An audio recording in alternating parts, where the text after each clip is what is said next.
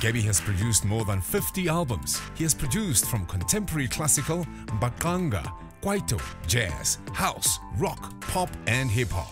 Yeah, well, I was born in, it was called Johannesburg North, in kind of the Blegari area. My father was a pastor, my mother was the church organist. So from my very, very earliest memories, I can remember music, you know, like lying under the organ and checking my ma hitting the bass pedals and my father banging the pulpit and saying, "You must repent!" And everybody singing and clapping. I got my first guitar when I was 5 years old. So I was like playing bar chords. My dad showed me how to like open tuning bar chords. I was like, hey, this is hectic, but my hands are too small, so I started fiddling on the keyboards, you know. And then from when I was about 10 or 11, I started taking classical piano lessons. And when I was finished with Beethoven, I started improvising always, and I got intrigued by this amazing instrument that does exactly what you tell it to do, you know. I just got more and more into it, you know. So that was kind of the beginning of the journey. The church played a very, very big part in my young life. By the time I got to sort of 13, 14, I was getting into the rebel days and I was starting to listen to rock at the time. And then came the Woodstock Music Festival. It kind of it grabbed the imagination of all the teenagers around the world, you know. So that's when I got my first pair of headphones, because obviously you couldn't play that kind of music in the parsonage, you know. So I started having quite an intimate personal relationship with music.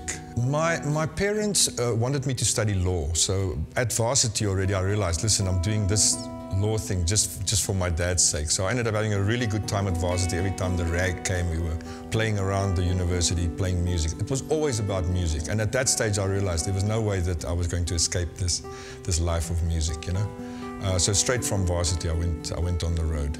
My parents were not for it at all. Even though they were both musicians, they always felt that music was a hobby rather than a profession. It was only many, many years later when I first got my first gold award for the first Chiscorp album that my dad said, "Oh, now you've got a job." So it was then where I got the recognition from my parents' side. But I mean, I never blamed them really, because even now, you know, if I had a child, I would say to them to think twice to go into a life of music, because it's not an easy life to be in the arts, you know. When I went on the road traveling as a musician, I did the Holiday Inn in the Southern Sun circuit, and they were based in most of the Southern African countries, like Botswana, Swaziland. So I got to tour those countries and mixing with the local musicians there, and also getting a different political perspective, looking at South Africa from the outside. From very small age I realized that there was something wrong, you know, and my father was honest enough to tell me what was wrong. From that perspective, he always said to me, "I can promise you in your lifetime things will change," and he was right, you know. From a musical perspective, touring those countries, we always set out to mix and jam with the local musicians. So we would end up jamming with musicians from that area, and invariably I got so into the African beats and African melodies, vocal styles, you know, the different interpretations as the languages go. And then that started influencing the music that I was writing, you know. So producing my first mbaqanga artist, Temba Ngwenya, in '89, that kind of kicked me into the mode of writing specifically for that market. I was very, very excited, because here were these fellow South Africans who were so enthusiastic about music coming from the soil, as opposed to, you know, South Africans who mainly were focused on international rock groups and international artists and Motown or whatever else. So when Kwaito came along, it was, whoa, check this out, you know, and I just dived into it and got really into it. So it was a natural thing, you know, it was never a decision, I want to do Kwaito, you know, it was just something that intrigued me. I was drawn to it like a moth to a candle, you know. I was always intrigued by mixing things up.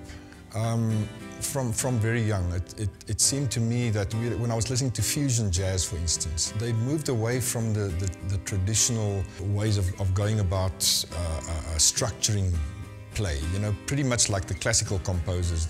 There were structures, and in classical music, you know, there's certain taboos. You can't do parallel fifths, or you can't do this, or Bach wouldn't do that. I was intrigued by people like Thelonious Monk, who go from the point of view that there's no such thing as a wrong note. It's the note that flows from that note that makes it right or wrong. So even from that microcosm, I saw that in a bigger context as well, mixing things up, you know. For me, some of the interesting things that I was I was really fortunate enough to be involved in is, for instance, I don't think anybody or many people know this, but I actually produced a version of Shosholoza that involved the following people: Steve Hofmeyer, Brenda Fassie, Arthur Mafokate, Queenie was there, Ringo Madlingozi was there, and there were a couple of others. But you know, that kind of mixture, these are the kind of highlights of things that I got involved in. Mixing up cultures, mixing up different ways of thinking about it, and coming together in a piece of music. Again, it wasn't a decision, it was more a natural just expression of what I was intrigued by. Tembo hadn't really been discovered at that stage. He was still in the early parts of his career, and we were trying to make a breakthrough, and him and I got together, and he was intrigued with me as much as I was with him, because he started realizing that I actually had a feel for these beats. You know, he was making assumptions based on the way I look, but the sound that I was producing was something that he was feeling, and we were feeling each other in that context. So that was very, very easy. Later on, it became a whole lot more difficult. When I was commissioned by big record companies, the likes of EMI and Sony and whatever, please produce this artist for us, or please produce that artist for us. Then the pressure came. After having a big hit like Nkalakata, you know, people immediately look at, what they're gonna do now, you know? So Godoba was never gonna be as big as Nkalakata, you know? The pressures come from that. From success actually comes a lot more pressure. When the spotlight is not on you, you've got no pressure. You know, I'd be silly to not admit that Nkalakata was a big one. With Nkalakata, it was a breakthrough really across the board. And it's not like we set out, hey Ndozini, let's try and cross over to the white market. You know what I mean? It wasn't again a decision. He was sitting outside in my garden in Fishhoek, and I was inside just messing around, and I started playing down. Da, da, da, dum, da, da, da, dum. And he came running in, you know, and I was a little bit, maybe he'd seen a snake or something outside, and he said, yo, Rakev, this is going to be big. And I actually didn't understand his enthusiasm. I knew it was a nice riff, but only once we started getting into that track, you know, I realized, whoa, this is something quite special, almost like a feeling that you get. I haven't had that feeling often. So that was definitely a memorable one. You know, then working with the likes of Sis Yvonne Chaka Chaka, I mean, you know, such an acclaimed icon of you know, right throughout the continent, and what a wonderful lady. I mean, I've got so much respect for her. She gets a lot of criticism, sometimes from quarters which are not qualified to criticize her. Others shower her with praise. So, you know, if you've got more or less an equal amount of friends and enemies in this life, I think you're right. I think you're doing something right, you know. Working with Busi Mhlongo, again, you know, fantastic. She cooked a beautiful meal for me in Durban once, and these are the kind of things that I so cherish and remember. One album I think that stands out perhaps also is my own first Kwaito jazz album. The record company for once gave me carte blanche, and they said, listen, just do your thing. You know? Having that amount of freedom sometimes also can cause pressure for you. You've got 360 degrees available to you. Where do you start, you know? How commercial do you make it? Do you get deep? Do you make it more jazzy? Do you want to impress the underground? Do you want to impress the connoisseurs and those ones that can say, oh, he's playing really sophisticated progressions? Or do you want to groove? You want the masses to just groove on your beats? So these are the kind of things that I had to wrestle with. And I think what I came up with at the time, and looking back at it now, even I actually listened to it the other day, I really enjoy that music myself. Because in a sense, that contains all the elements of music that I was interested in, or that interested me over a long period of my life. So I'm busy working on one as we speak. It's called Gabi and Friends. I'm dabbling in kwaito, I'm dabbling in hip-hop, in classical, I'm dabbling in jazz. So by the time that it's finished, there's no deadline, but I think it's going to be an interesting concoction. There was me sitting at studio. They were supposed to be there at 10 o'clock in the morning, but I was pissed off by the time they got in studio.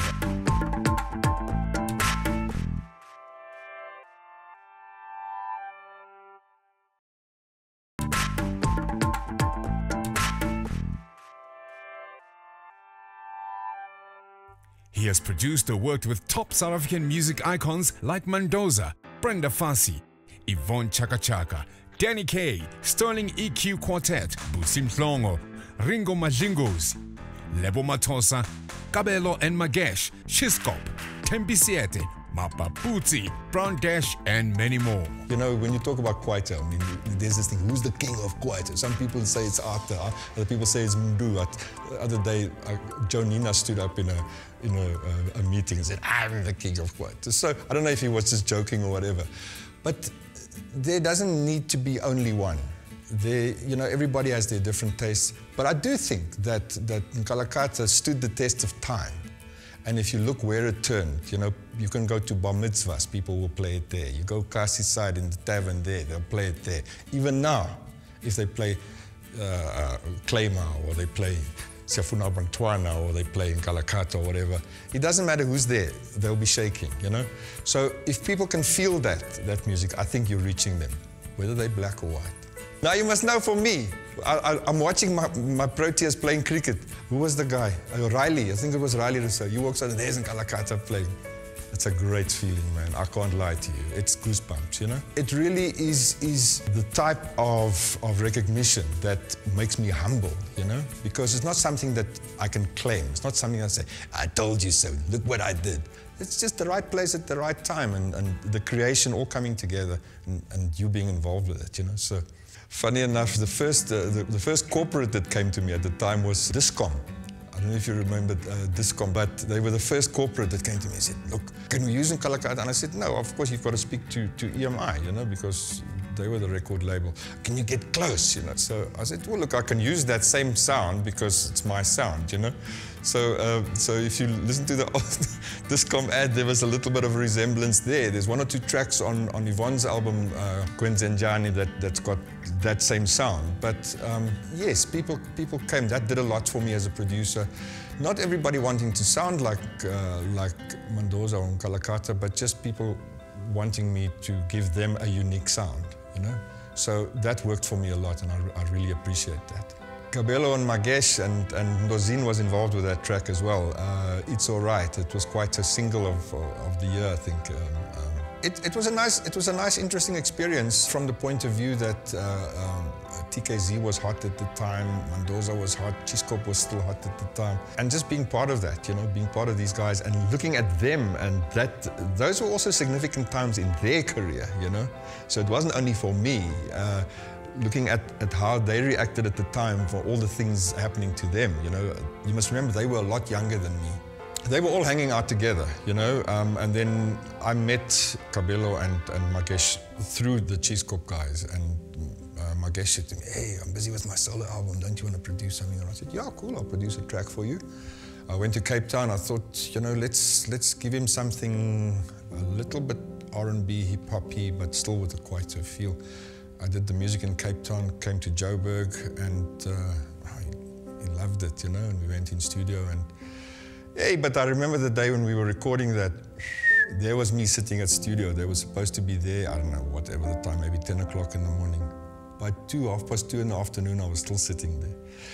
So, you know, my ethic at the time was slightly different to theirs.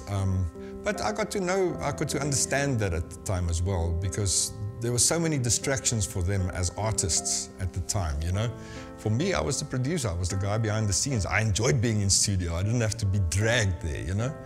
But they had the media following them, they had girls, they had parties, they had whatever else was distracting them, you know. So, but I was pissed off by the time they got in studio. And very quickly when we started working, then that was cool. We forgot it and came out with a great track, you know. Mapaputsi was very close to the Cheese Corp guys always, you know. So even before Mapaputsi worked with D-Rex, he would come and hang out at studio when we were busy recording Cheese Corp. So I got to know him then already. And in fact, I probably should regret it, but he brought me a demo before that track that he did with D-Rex. And at the time, I was just, I think, too busy, you know. I didn't pay enough attention to it, and I never got to work with him then. And of course, then he had a very, very big hit with D-Rex. And only after that, when he did, I think, his third album, he came and said, okay, Gabs, now it's time, we'll do something, you know. So he came to Cape Town at the time, and I love the clarity of his voice. You know, he's got a clarity that the microphone just loves, and you don't have to do much to it. Brown Dash, similar. I got a call from from TK at the time who said to me, listen, we're busy doing Brandash's album, working with a couple of producers. We want you to bring that heavy sound of Mandoza. And I said, listen, sure, but let me work with the guy and see what we come up with. So by the time he got to Cape Town, I think I had about 8 or 9 different pieces of music that I played for him. He picked the ones that he immediately felt, and we did that, and that was smooth, man. He was such a chilled guy, you know, just very, very easy. So I really enjoyed working with him, and I miss him, you know. For an outsider, it may seem like, right, I'm now going to design a sound, but it's not like that at all. It really is just, again, expressing the music that I feel, and essentially I'm a jazz boy. So if you listen to my piano chords, my Fender Rhodes chords, if you listen to the chord structures and the chord progressions, most of those are quite jazzy, you know. When it comes to the bass lines, solid. They're African, they Pantsula, they Kwaito, you know. So there's a certain level of sophistication, I think, that I brought to Kwaito, where a lot of the producers of my time perhaps hadn't been exposed to jazz music or classical music to the extent that I have, and theirs was perhaps a lot more naive, if I could put it like that. And that's not saying in like I'm talking down to it at all. It's just different, you know. I brought perhaps also a certain maturity that was closer to my age. I was already then I was older than most of the guys that I was surrounded by. So I think that showed in my sound, and I'm just very grateful that people saw that as a different and a distinct sound, you know. I said we're not going to do this on camera, but now we are. Marijuana, you know, cocaine, LSD.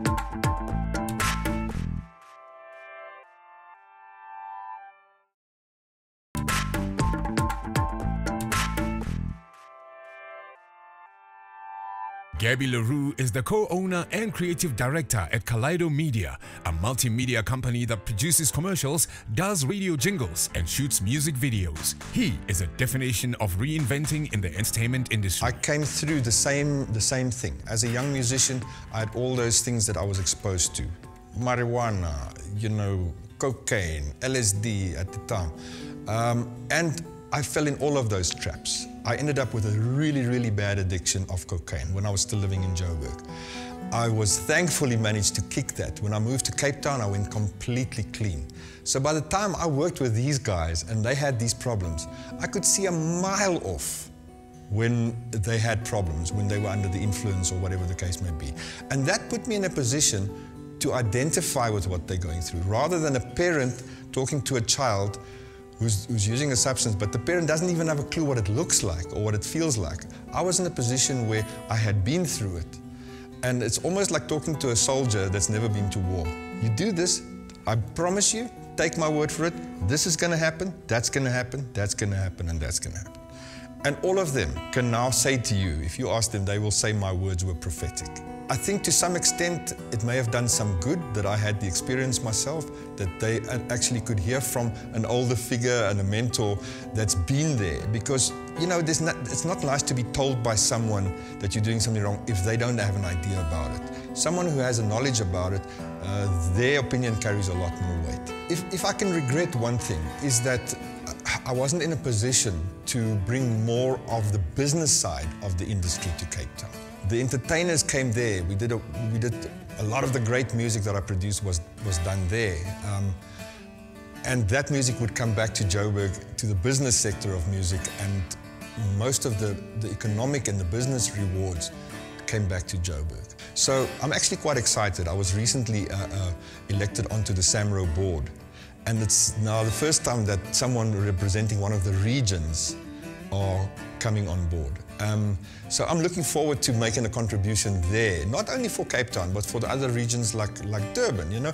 Look at the amazing amount of music that's come out of Durban over the last 5-6 years, you know. So I would like to see the business of music devoluting or devolving and being passed down to the regions, and then even filtering into the countryside, into the rural areas, so that we can start exploring some of the talent that we've got there, and they don't have to move to the big cities to realize their dream. You know, if you look at the business model around music, it changed drastically from around about 2006 with the advent of digital music and digital distribution. The moment the decline of CD sales became a reality, the incline of digital sales became a reality. Funny enough, one or two of my interns, I asked them to do a spot check, and I just thought of 15 random songs that I'd produced over 20 years or so. And I said, search for these songs and tell me if they're available on the internet. And every single one of those 15 songs were available for free download on the internet. So if you take that to a business perspective, that means that the commodity value of that has disappeared. Everybody wants their stuff very quickly on their mobile, download, and if they can get it free, the better. So from a business perspective, we had to scramble around, and I'm honest with you, from the year sort of 2007, 2008, right through to about 2012, it was touch and go whether we were going to survive. It doesn't matter how popular or how famous you were in the past. It was a matter of survival. And I realized then that I was going to have to diversify. So what I did in our instance, I took the business from Kaleido Sound and I transformed it to Kaleido Media, and going from purely just a music production facility to a full media hub. We now do music videos, we do corporate videos, we do stills shoots, we design album covers, because it puts money on the table to keep the doors open. Then if the doors are open, we can still sign the artists to come in, and then we can finance that. So we've got 6 artists signed to the label, all different genres, and we don't make money from them yet, but we are doing some amazing music with our artists because the pressure is off now that has to keep the doors open. The corporate side, you know, other projects are enabling us to do the music without having the financial pressure. This is one of the most important things, I think, for any producer, and for any artist for that matter, is to stay in touch. I have a work ethic that I've developed over the years. I'm in studio by 7:30. Before anybody else comes in, the rest comes in by about 9 o'clock. So I've got an hour and a half, and I spend that time, most of that time, sitting, going through world charts, looking at different genres of music. What's the latest gossip? But I don't get so much involved in the gossip, but it's good to know what's going on. What are the trends? What are people wearing? Not that I want to look like them, but I want to know what they're doing, what drives them, what is going to make them attracted to what I produce. You have to reinvent yourself all the time, else you'll be left behind. The other part of it is also technologically. I stay on top of whatever the new software is, whatever the operating systems are, whatever upgrades there are available. What are they doing? What is Timbaland using? What are the big producers internationally?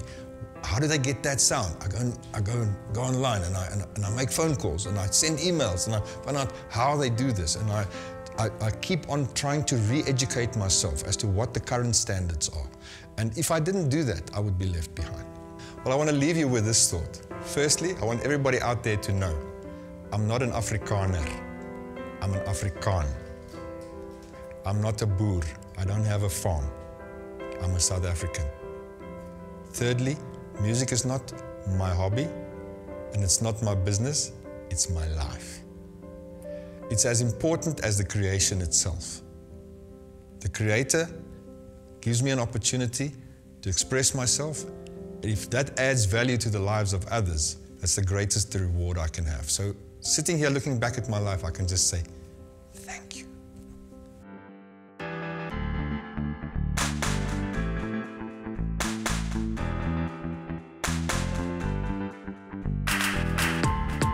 On the next episode of The Producers, we sit down Zwaibala, the architect behind the TKZ sound.